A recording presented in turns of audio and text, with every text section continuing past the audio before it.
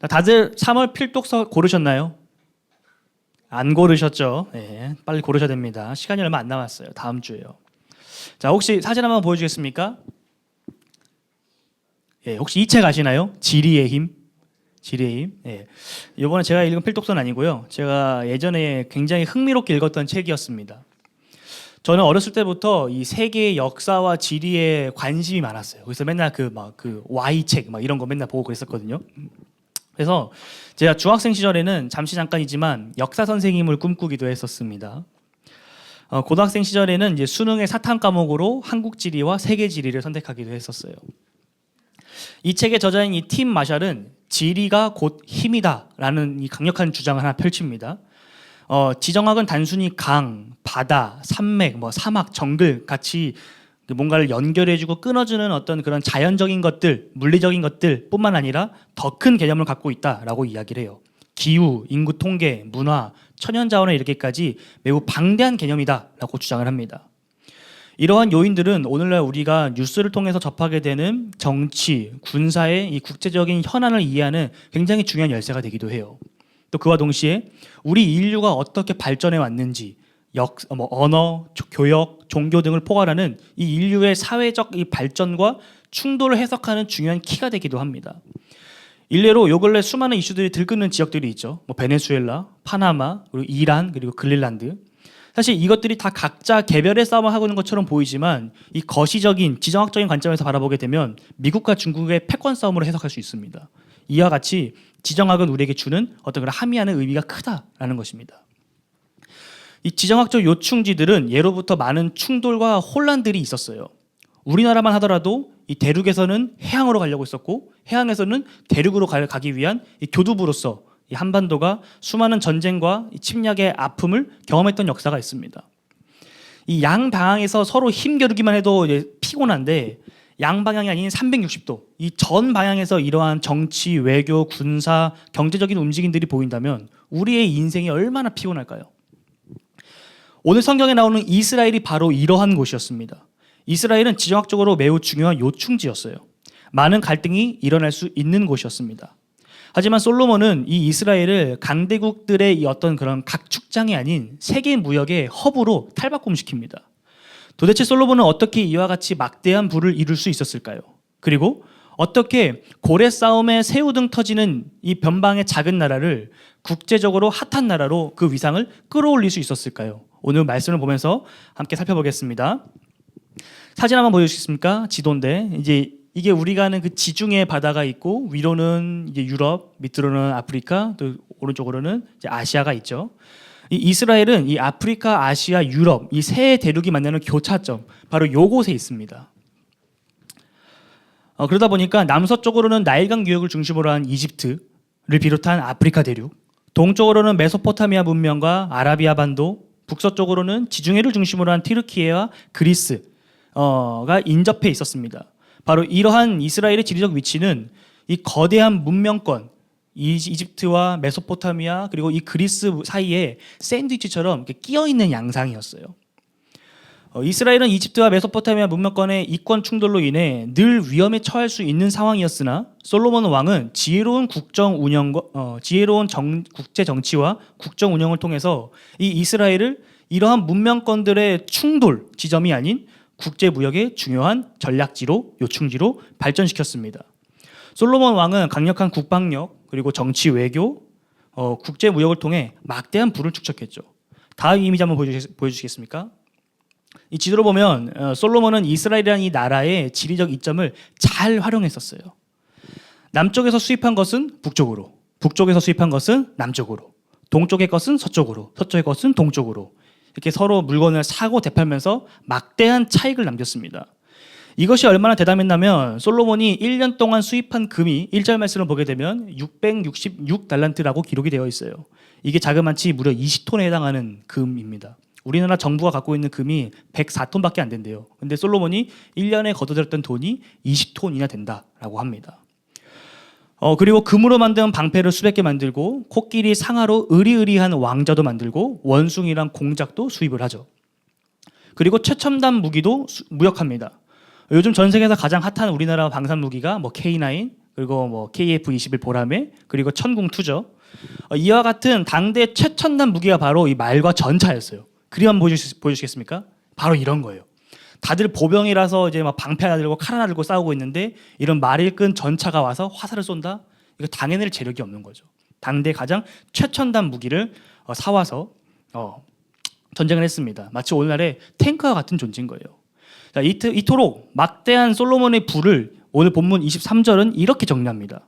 솔로몬 왕의 재산과 지혜가 세상 그 어느 왕보다 큰지라 라고 말이죠. 솔로몬은 어떻게 이스라엘이라는 이 작은 나라를 이토록 위대한 나라로 발전시킬 수 있었을까요? 이에 대한 답을 알기 위해서는 우리가 과거 솔로몬이 왕으로서 처음 통치를 하던 그때로 돌아가 봐야 됩니다. 바로 열왕기상 3장이죠. 3장에서 솔로몬은 자신의 연약함을 인지한 상태에서 하나님의 도우심을 구하고자 1,000번제를 드렸습니다. 자, 이때 하나님께서 솔로몬에게 무엇을 원하는지 물으셨고 솔로몬은 백성들을 통치하기 위해서 내가 그들의 어려움과 힘듦을 들을 수 있는 든든한 마음을 주세요 라고 하나님께 구했었죠. 하나님께서는 이러한 솔로몬의 기도에 흡족하셔서 이렇게 말씀하셨습니다. 함께 읽어볼까요? 시작. 내 말대로 내게 지혜롭고 총명한 마음을 준다. 너와 같은 사람이 너보다 앞에도 없었고 내 뒤에도 없을 것이다. 나는 또한 내가 달라고 하지 아니한 부귀와 영화도 모두 너에게 주겠다. 내 일생 동안 왕 가운데서 너와 견줄만한 사람이 없을 것이다. 아멘. 하나님께서는 솔로몬이 구했던 그 듣는 마음, 곧 지혜와 총명함뿐만 아니라 솔로몬이 구하지 않았던 부귀와 영화도 주시며 그 누구도 솔로몬과 비교하여 견줄 자가 없게 할 것이다 라고 말씀하셨어요. 이 말씀을 기억한 채로 오늘 본문 20절과 23절을 다시 봅시다. 오늘 본문 20절과 23절 함께 읽어봅시다. 시작. 6개의 계단 양쪽에도 각각 6개씩 12개의 사자상이 서 있었다. 일찍이 어느 나라에서도 이렇게 만들지 못하였다. 솔로몬 왕은 재산에 있어서나 지혜에 있어서나 이 세상의 그 어느 왕보다 훨씬 뛰어났다. 하나님께서 솔로몬에게 하셨던 그 약속, 그 말씀 지금 이루어졌습니까? 안 이루어졌습니까? 이루어졌죠. 이루어졌어요. 무엇 하나 빠진 것 없이 하나님의 말씀이 온전하게 이루어졌습니다. 현재 시점에서 솔로몬이 누리고 있는 이 엄청난 부귀와 영화는 전적으로 하나님께서 솔로몬에게 주셨던, 허락하셨던 은혜요, 축복이었습니다. 오죽했으면 24절 말씀을 보게 되면 지난주 스바 야왕과 같이 온 세상 사람들이 다 하나님께서 솔로몬에게 주신 지혜가 궁금해서 예루살렘으로 솔로몬을 찾으러 오는 행렬이 끊이지 않았다라고 말하고 있죠. 자, 그런데 여러분 뭔가 이상하지 않습니까? 솔로몬은 하나님으로부터 엄청난 축복을 받았습니다. 자, 그런데 정작 솔로몬 자신은 이토록 큰 선물을 받았음에도 불구하고 하나님께 감사의 기도를 올린다든지 감사의 예배를 드린다든지 하는 행동들이 전혀 보이지 않는다라는 거예요. 이것이 의미하는 바가 무엇이겠습니까? 솔로몬은 지금 하나님께서 하셨던 이 약속, 이 은혜를 잊었다라는 거예요. 솔로몬은 하나님의 은혜로 수많은 재물들을 축적했습니다. 자신이 거주하고 있는 그 궁전의 모든 것들을 다 금으로 만들어요. 컵도 금으로 만들고 그릇도 금으로 만듭니다. 심지어 방패도 금으로 만들죠. 이 이로 살짝 깨물기만 해도 그 찌그러지고 자국이 남는 게 금인데 그걸로 방패를 만들었대요. 이거는 실전용이 아니라 장식용이라는 거죠. 과시용이라는 거예요. 궁전을 또 얼마나 화려하게 만들었는지 당대의 최상급 목재였던 레바논 나무를 향해 갖고 와서 만들었거든요. 근데 이게 너무나도 많아서 마치 레바논 나무, 레바논 숲을 보는 것 같다라고 해서 레바논 나무궁, 레바논 숲을궁이라는 별명이 붙을 정도였어요. 은이 돌처럼 여겨질 만큼 솔로몬의 궁전은 호화스러웠지만 정작 솔로몬은 이러한 재물을 가난하고 약한 백성들을 위해서는 전혀 사용하지 않았습니다. 백성들의 말에 귀를 기울이겠다는 솔로몬의 기도와 바램은 온데간데 없이 사라져버렸어요. 더 이상 솔로몬은 하나님을 두려워하며 백성들의 억울함과 어려움에 귀를 기울이고 마음을 쏟는 성군이 아니라 자기 자신의 내면의 욕망에 귀 기울이고 자신의 꿈을 이루기 위해 멈출 줄 모른 채 폭주하는 그런 기관차와 같은 존재로 전락해버렸습니다. 성도 여러분, 우리가 하나님께서 주신 은혜를 잊어버린 결과가 바로 이거라는 거예요. 이거. 하나님의 은혜를 잊어버리게 되면, 우리가 그걸 망각하게 되면 우리의 삶의 주인이 바뀝니다. 하나님의 영광을 위해 살겠노라 결단했던 솔로몬은 사라졌고 자기 자신만을 위해 살아가는 솔로몬밖에 남지 않은 것이죠. 오늘 본문 24절과 27절 말씀을 통해서 우리는 솔로몬의 그 삶의 주인, 삶의 목적이 바뀌었다라는 사실을 확인할 수 있어요. 이 구약 성경의 언어인 히브리어 가운데는 나탄이라는 동사가 하나 있습니다. 나탄. 이게 바로 주다, 기부의 뜻이 있어요. 근데 이것이 때때로는 주다의 개념이 아닌 만들다, 이 메이크의 개념을 갖고 있거든요. 이것이 바로 오늘 본문 24절과 27절입니다. 이 두 말씀을 함께 볼까요? 24절. 하나님께서 솔로몬에게 주신 지혜, 하나님께서 솔로몬에게 지혜를 주셨다 할 때 이 주셨다가 바로 나탄입니다. 기부라는 거죠. 솔로몬의 지혜는 자신이 잘났거나 뛰어나거나 어떤 능력이 있었기 때문이 아니라 전적으로 하나님께서 그에게 주셨던 은혜, 선물이었다는 것입니다. 그런데 27절을 보게 되면 이 나탄이 어디에 사용되는지 아십니까? 그것이 바로 왕이, 그러니까 솔로몬이 예루살렘의 은을 돌같이 흔하게 만들고 백향목을 평지에 뽕나무같이 많게 만들었다라고 할 때 두 번 사용됩니다. 자, 보십시오. 지금 이스라엘의 경제적 이득을 갖고 온 사람이 누구라고 말합니까? 솔로몬이라고 말하는 거예요. 왕이라고 말하는 겁니다. 자, 그런데 우리는 알죠. 사실 솔로몬이 아니라 하나님이라는 사실을 말이죠. 자, 그러나 솔로몬은 지금 자기 자신이 이러한 업적을 이루었다라는 생각을 하고 있다는 거예요. 하나님께서 솔로몬에게 이 나라를, 이 백성을 잘 보살피고 통치하라고 지혜와 은혜를 주셨음에도 불구하고 솔로몬은 지금 이것을 가지고서 하나님을 위해 사용한 것이 아니라 자기 자신의 만족을 위해서, 자기 자신의 업적과 영광을 위해서 사용했다라는 거예요. 사실 솔로몬이 누리고 있던 부귀도, 영화도, 나라의 그 안정과 무역의 대성함도 이 모든 것이 하나님의 은혜로 말미암아 작동되고 이루어지던 것이었는데 솔로몬은 이것에 대한 하나님의 은혜는 새까맣게 잊어버린 채 그저 자기 자신이 직접 만든 영광이다라고 생각하고 있다라는 거죠. 비단 이런 일들이 솔로몬에게만 일어나는 것이 아닙니다. 우리도 간혹 이러한 착각을 해요. 저의 이야기를 잠시 하려고 하는데요. 3월을 맞이하여 아까 인도자님께서 말씀하신 것처럼 성도님들 가운데 몇몇 분들은 이제 학교에 입학하거나 복학해서 새로운 학기를 시작했을 겁니다. 저 역시 새로운 학기를 시작했어요. 저는 현재 지금 연세대학교 연합신학대학원에서 구약학을 전공하는 석사 프로그램을 밟고 있습니다. 학기가 시작되니 설레기도 하고 두렵기도 하더라고요. 그동안 설교할 때만 꺼내 쓰던 이 아이패드를 꺼내서 오랜만에 이제 필기 앱을 켰습니다. 이제 강의 계획서도 좀 다운받고 필요한 자료도 다운받아서 이 앱에 넣기 위해서 이 앱을 켰어요. 오랜만에 로그인하고 딱 열었는데 충격적인 사실 하나 발견했습니다. 제가 학교에 새로 입학하니까 이제 폴더를 하나 만들어야 될 거 아니에요? 이제 뭐 연세대학교, 뭐 THM 뭐 이런 식으로 석사과정 폴더 하나 만들어냈는데 이미 그 폴더가 존재하더라고요. 사진 한번 보여주시겠습니까? 잘 안 보일 텐데 이 맨 오른쪽에 있는 폴더가 THM 연세대학교 연합신학대학원 딱 되어 있고 요 밑에 뭐라 되어 있냐면 폴더 생성일자 2021년 4월 8일.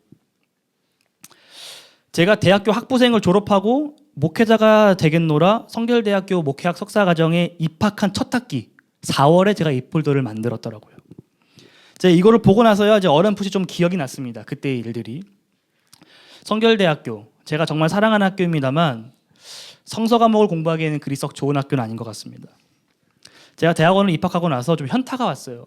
내가 이걸 배우려고 학교에 입학했나? 이런 생각을 하게 됐죠. 너무 별로였어요. 지금은 좀 괜찮아졌는데 제가 다닐 때는 교수진도 되게 엉망이었습니다. 그래서 제가 너무 힘들어하니까 목사님께서 그때 그러니까 내가 너한테 가지 말라 하지 않았냐 라고 말씀하실 정도로 제가 굉장히 힘들어하던 때였어요. 그때 제가 이제 꿈을 꿨습니다. 더 좋은 학교로 가겠노라. 내가 성장할 수 있는 곳을 가겠노라. 이 꿈을 꾸게 되면서 생각했던 게 바로 연세대학교였어요. 물론 당시에는 제 수준이나 형편으로 갈 수 있는 학교는 아니었습니다. 그래서 나 같은 게 무슨 연세대야 라고 생각하면서 아무에게도 말하지 못한 채 혼자 소심하게 폴더 어플 속에 이제 연세대학교 이렇게 폴더 하나 만들어 놨던 거죠. 그거를 새카맣게 잊고 있다가 5년이 지난 오늘에서야 발견을 했습니다. 사실 저는 학교에 합격하고 난 다음에 좀 자존감이 바닥을 쳤어요. 먼저 학교에 입학해 있는 선배들로부터 워낙 무시무시한 이야기들을 많이 들었기 때문인 거죠. 지레 겁을 먹고서는 거기에 있는 그 엄청난 사람들과 함께 공부하며 경쟁할 생각에 부담을 많이 느꼈습니다. 그리고 동시에 한편으로는 교만해져 있었어요. 학교에 입학 원서를 넣는 과정부터 사실 쉬운 게 없었거든요. 근데 합격하고 나니까 마치 제가 뭔가 엄청난 걸 이룬 것 마냥, 그냥 입학한 것밖에 안 되는데 마치 졸업하고 뭔가 엄청난 논문 발견을 한 것 마냥 그렇게 막 이렇게 어깨뽕이 잔뜩 들어가 있었습니다. 너무 신나가지고 난 더 이상 성결대 사람이 아니다, 연세대 사람이다, 나는 학위 세탁을 했다 라고 할 정도로 이렇게 신이 나 있었어요. 교만했죠. 그러던 와중에 이 폴더를 발견한 거예요. 그리고서 깨달았죠. 내가 한 게 아니었구나. 나는 오래전 잠깐 꿈꾸었고 잊고 있었는데 이 모든 건 다 하나님께서 하셨던 거였구나. 내 마음속에 이 꿈을, 이 비전을 심겨주신 것도, 그리고 나의 인생을 인도하신 것도, 그리고 그 꿈을 성취하신 것도 다 하나님이셨구나 라는 사실을 깨닫게 됐습니다. 성도 여러분, 우리가 하나님의 그 은혜를 기억하지 못한다면 우리는 그 은혜에 감사할 수가 없습니다. 하나님의 은혜를 기억하지 못한다면 우리를 향한 그 하나님의 사랑과 은혜가 얼마나 값진지, 그것이 얼마나 우리에게 내 삶을 압도하는 그 무게가 있는지를 우리가 느끼지를 못해요. 그래서 지난번 민수 선생님께서 설교 때 이야기한 겁니다. 값싼 은혜에 대해서 말이죠. 예수 그리스도가 우리에게 허락하신 그 은혜는 너무나도 소중한데 그 무엇과도 비교할 수 없는데 정작 그것을 받는 우리는 마치 그것이 길거리 노점상에서 헐값에 판매하고 있는 것과 같은 무가치한 값싼 것 같이 여긴다라는 사실을 말이죠. 바로 이럴 때 우리가 넘어지는 겁니다. 바로 이럴 때 우리가 타락하게 되는 거예요. 여러분, 우리가 이렇게 되는 이유가 이것 말고 사실 한 가지가 더 있습니다. 그것은 바로 우리가 하나님의 백성이요 종인데도 불구하고 우리가 주인이 되고자 할 때라는 거죠. 신명기 17장 14절 말씀 이하를 보게 되면 하나님께서는 이스라엘 왕이 반드시 지켜야 될 4가지의 명령을 말씀하십니다. 함께 말씀 읽어볼까요? 함께 읽어보겠습니다. 시작. 그는 병마를 많이 두지 말 것이요 병마를 많이 얻으려고 그 백성을 애굽으로 돌아오게 하지 말 것이니 이는 여호와께서 너에게 이르시기를 너희가 이후에는 그 길로 다시 돌아가지 말 것이라 하였으며 그에게 안위를 많이 두어 그 마음을 미혹되게 하지 말 것이며 자기를 위하여 은금을 많이 쌓지 말 것이다. 아멘. 자, 다음 페이지 한번 보시겠어요? 오케이, 요 4가지입니다. 하나님께서 이스라엘 왕에게 하지 말라고 명하신 4가지가 이거예요. 정리한 거거든요. 첫 번째로는 많은 군마, 그러니까 병마, 군대를 위한 그 말들을 많이 두지 말라라고 말씀하셨고, 두 번째로는 그 말을 사러 내가 너희를 이끌어낸 그 이집트로 다시 돌아가지 말라라고 말씀하셨습니다. 세 번째로는 많은 여자를 두지 말라라고 말씀하셨고, 네 번째로는 자기를 위하여 은금을 많이 쌓아두지 말라라고 말씀하셨죠. 오늘 본문에서 우리는 1번, 2번, 4번을 확인할 수 있고 3번 내용은 다음 주에 확인하시면 됩니다. 자, 하나님께서 하지 말라고 한 이 4가지의 규례를 솔로몬은 다 어겼어요. 완전히 철저하게 다 어겼습니다. 이것이 과연 단순한 실수였거나 부주의였을까요? 저는 아니라고 생각합니다. 만약 솔로몬이 이 명령들 가운데 한두 개를 어겼다면 모를까, 이 4개를 이 글자 하나 안 틀리고 토시 하나 안 틀리고 다 어겼다? 저는 이거 의도적이다라는 생각밖에 안 들어요. 자, 그렇다면 솔로몬은 왜 이 규례들을 의도적으로 어겼을까요? 그 이유는 단순해요. 다른 나라의 강력한 왕들처럼 되고 싶었던 겁니다. 솔로몬의 지난 업적들을 보면 한 가지 특징이 있어요. 그것은 바로 화려함, 웅장함이라는 거예요. 솔로몬이 지은 성전도 왕궁도 늘 크고 웅장했습니다. 오늘 솔로몬이 사용한 금으로 만든 컵, 그릇, 방패, 그리고 상아로 만든 엄청난 왕자도 마찬가지인 거예요. 솔로몬이 하나님께 영광 올려드리는 방법이 바로 화려함, 웅장함이었다라는 거예요. 우리는 누군가의 화려한 이력이 하나님의 영광을 드높이는 데 도움이 된다고 생각합니다. 그 이력이 하나님의 은혜를 받는 데 도움이 된다고 생각을 하는 경향이 있어요. 일례로 간증 같은 것만 보더라도 화려한 이력을 가진, 소위 우리가 성공했다 말할 수 있는 사람들이 앞에 나와서 하나님의 이야기를 전합니다. 그리고 우리는 그 이야기에 은혜 받았습니다라고 말을 하죠. 그런데 여러분, 우리가 성공한 사람들의 하나님 이야기는 들어봤지 실패한 사람들의 하나님 이야기는 들어본 적 있습니까? 그 이야기에 귀 기울여본 적이 있으세요? 없다라는 거예요. 저조차도. 아무런 명예도 이름도 없이 그저 묵묵하게 하나님을 따라 살아가는 사람들의 삶의 모습과 그 순종에 우리가 반응한 적 있습니까? 별로 없다라는 거예요. 우리는 너무나도 자연스럽게 익숙하게 세상의 시선을 가지고 하나님의 은혜를, 하나님의 영광을 생각하곤 합니다. 그런데 제 아무리 위대한 업적을 가지고 있다 하더라도, 제 아무리 크고 웅장하고 화려하게 하나님을 섬긴다 하더라도 그 삶에 하나님에 대한 순종이 없다면 이게 무슨 소용이 있겠어요? 솔로몬이 바로 이와 같았던 겁니다. 크게 해야, 웅장하게 하고 화려하게 해야 하나님께서 영광 받으실 것이라는 생각이 그의 내면 가운데 있었다라는 거죠. 착각한 거죠, 그렇게. 그러나 성경은 우리에게 분명하게 말합니다. 호세아서 6장 6절을 보게 되면 하나님께서는 나는 인애를 원하지 제사를 원하지 않는다. 나는 번제보다 너네가 나를 아는 것을 더 원한다라고 말씀을 하세요. 하나님께서 원하시는 것은 화려한 성전도 금으로 도배된 궁전도 또 수천 필의 말도 아니었습니다.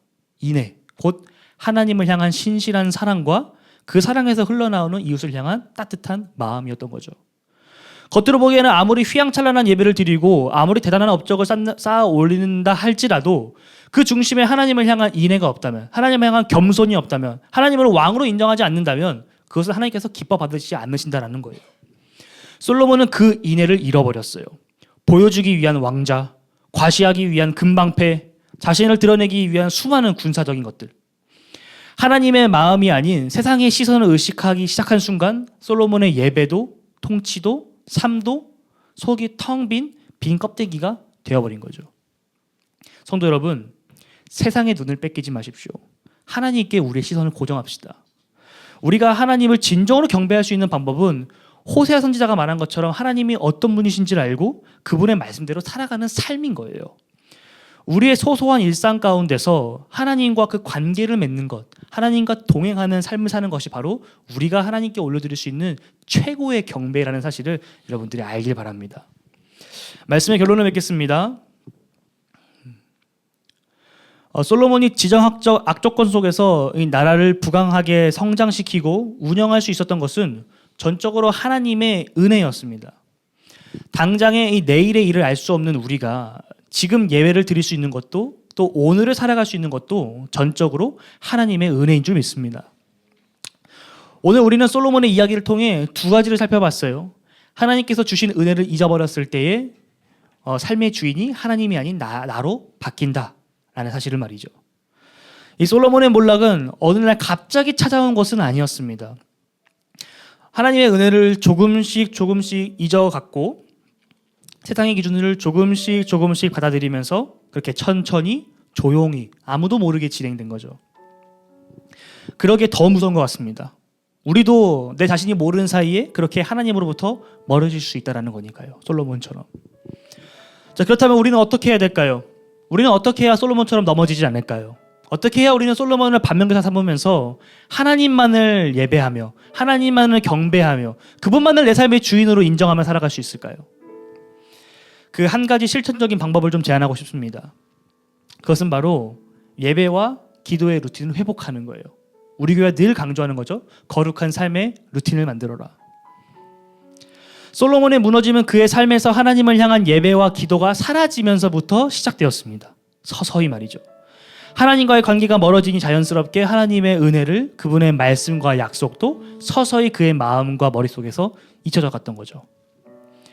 예배와 기도는 단순히 종교적인 의무가 아닙니다. 그것은 우리가 매일 나는 하나님 없이는 아무것도 아닙니다 라는 우리의 그 신앙을 고백하는 행위인 거예요. 내가 오늘 숨쉬고 일용할 양식을 먹고 공부하고 일하고 사랑할 수 있는 이 모든 것이 바로 하나님께서 주신 것이라는, 하나님께서 우리에게 은혜로 주신 것이라는 것을 다시 기억하는 시간이 바로 예배와 기도의 시간, 또 주님을 알아가고 닮아가는 경건의 시간입니다. 그 시간이 있는 한 우리의 눈은 세상의 어떤 그런 왕자와 기준이 아닌 하나님을 향하게 될 것입니다. 오늘 이 자리에서 우리 결단하기 원합니다. 거창하지 않아도 돼요. 아침에 일어나서 눈 뜨고 딱 5분, 뭐 5분이 아니더라도 침대에서 일어나기 전에 하나님 앞에서 조용히 한번 기도해 보는 겁니다. 주님, 새날을 허락하신 주님 감사합니다. 오늘 이 하루가 나의 욕망을 위해 살아가는 하루가 아니라 하나님의 영광을 위해 살아가는 하루가 되게 해주세요. 하나님을 알아가는 하루가 되게 해주세요. 마치 이런 기도 말이죠. 이러한 하루가 쌓이고 쌓이다 보면은 별거 아닌 것 같아 보일지라도 이 작은 고백의 하루가 모이면 1년이 될 것이고, 이것이 우리의 성장, 우리의 영적 성장, 그리고 우리가 하나님을 닮아가는 데 큰 밑거름이 될 줄 믿습니다. 끝으로 이 말을 하나 인용하고 싶어요. 이찬수 목사님의 책, 그 감사라는 책에 있던 내용인데 이 말씀을 여러분들과 좀 나누고 싶습니다. 세상에서 가장 현명한 사람은 항상 배우는 사람이요, 세상에서 가장 강한 사람은 자기를 이기는 사람이며, 세상에서 가장 행복한 사람은 모든 일에 감사하는 사람입니다 라는 걸 말이죠. 하나님께서 저와 여러분의 삶 가운데 허락하신 그 은혜를 기억하고 감사하는 삶을 살기를 바랍니다. 여러분들의 삶 가운데서 늘 하나님의 은혜에 감사가 넘치기를 소망합니다. 그러할 때 우리가 솔로몬처럼 내가 이루었다라고 고백하는 것이 아니라 늘 주님께서 주셨습니다라는 고백으로 살아가는, 그렇게 하나님께 영광 올려드리는 저와 여러분, 우리 복음 안의 세계가 되기를 소망합니다. 함께 기도하기 원합니다.